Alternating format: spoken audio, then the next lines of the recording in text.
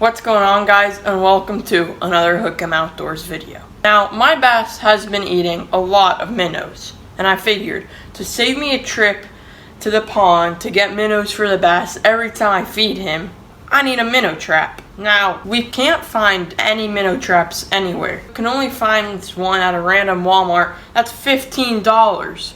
Why would I want to buy a $15 minnow trap when I can make one at home? Now, all the credit goes to my dad for this one, because he remembers how to make one because he was in the Boy Scouts. Matter of fact, the Eagle Scouts. Pretty cool, I know. So yeah, he remembers how to make one from the Eagle Scouts. So that's exactly what we're gonna do. So like Caden said, top glazer, by the way, Eagle Scouts. Like Caden said, the minnow traps are ridiculously expensive for the purpose it's going to serve. And I remember making one out of a 2-liter bottle. So we're not big soda drinkers here, but nonetheless, we went out, got a couple soda flavors. They're only $1.25 for a 2-liter at your local Dollar Tree. So why not, right? Plus it's summertime, very hot out. We can make some tasty treats while we're at it. Sodas of choice are me and my RC and Sunkist. All right, we got our regular ice molds, and then we also had some pretty cool design ice molds from the Dollar Tree as well. So you can do this on a budget. And again, we'll just take the 2-liter. Explode it on you. And then just slowly pour it into your mold.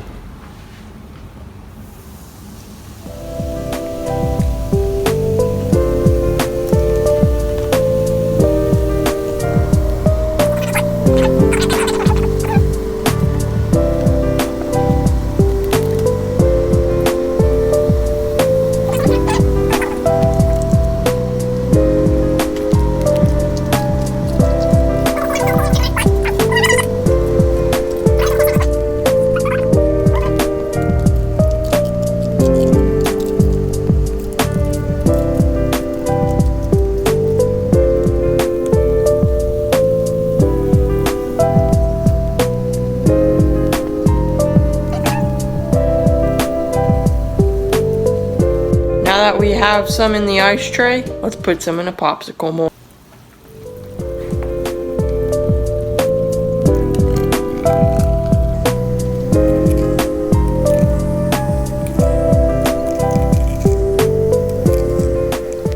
As you can see, we got as much liquid as we can in the molds. There's still a little bit of soda left in this 2-liter bottle. We still have the whole Sunkist one left though.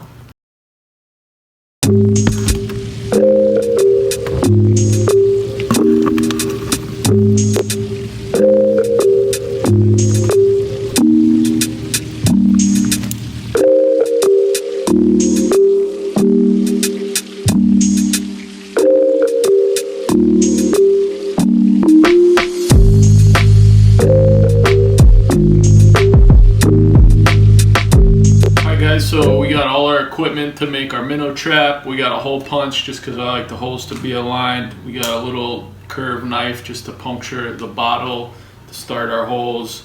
Got our scissor to cut around the top. Sharpie marker to mark a straight line because I like it to be nice and neat. Zip ties to connect it. Of course, our paracord to connect the trap to the line to throw out. And then we also got this little bait trap that we'll be able to put bait into. It'll stay inside, and then you'll see how we attach it to the trap. This way the minnows come in and don't get out.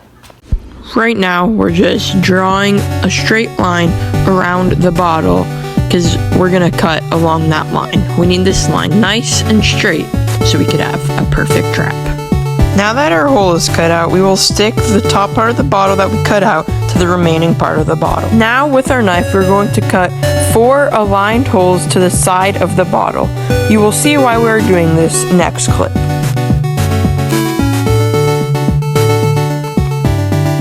We are now getting 4 zip ties to stick through each of the 4 holes that we cut out through the bottle. We are doing this to hold the bottles together. We're going to take out the handy dandy knife again to cut a hole in the bottom because we are going to put our bait cage through that hole. Now we're going to insert the bait cage into the hole we cut into the bottom of the bottle.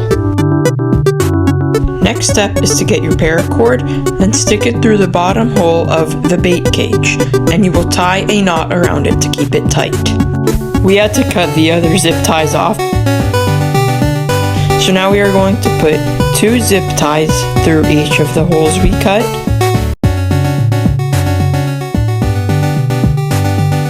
Now that that is done, we can open it and close it. And don't forget to cut off the excess line on the zip tie.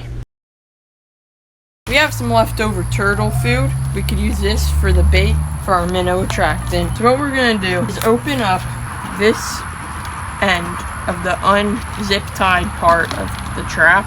We're gonna pull the bait cage through, get it out, open it up, get our turtle food, and just start putting some in there. Okay, well now that our bait is in the bait cage, we're gonna get some of these turtle pellets.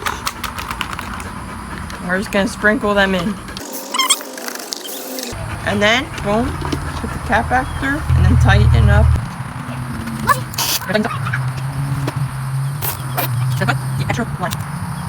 Now we got it all complete, so we're gonna get our paracord, unravel it, and then once we got enough, what we're gonna do is get this stake, put it through the top, stick it in the floor.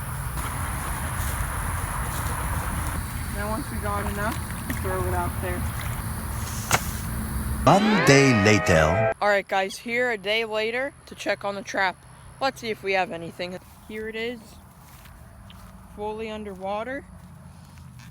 Let's grab the paracord. What the heck is... There's like a lot of dead fish in here, Dad. What are these? Are these jewel cichlid? Probably. But they died. And there's minnows in there that are dead too. They got poisoned too much. Okay guys, well, as you just saw in that trap, there were a lot of dead jewel cichlid, and there are actually dead minnows in there too. Like a lot of minnows that we could have fed to the bass. But this is learning. So these are what me and my dad brought it down to. They either died because of eating too much food, or in the little turtle pellets, there was something like not good for their digestion in there that made them die. So when we reset the trap, we're going to only put the dried grubs and crickets in there because that is really doesn't have anything bad in it. Right now we're going, well, I'm not, but he's going to cut the 2 zip ties that we tied on so he can open it, empty these things out. Stinks. Get those minnows in there, guys.